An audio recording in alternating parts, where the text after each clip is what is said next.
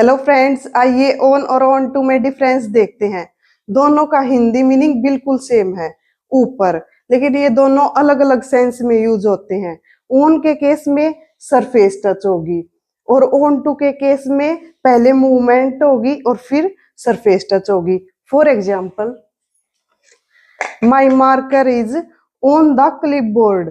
यहाँ पे क्या है, सरफेस टच हो रखी है, तो इस यहाँ पर हम क्या यूज करेंगे, ऑन यूज करेंगे।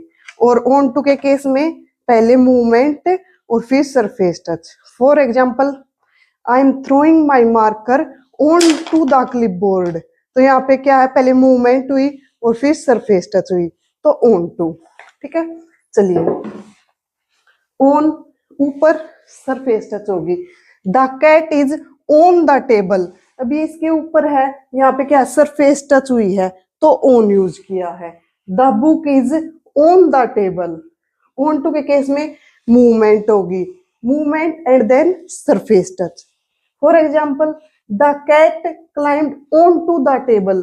अभी इसके ऊपर चढ़ी होगी तो वहां मूवमेंट हुई होगी, इसलिए ऑन टू आया है।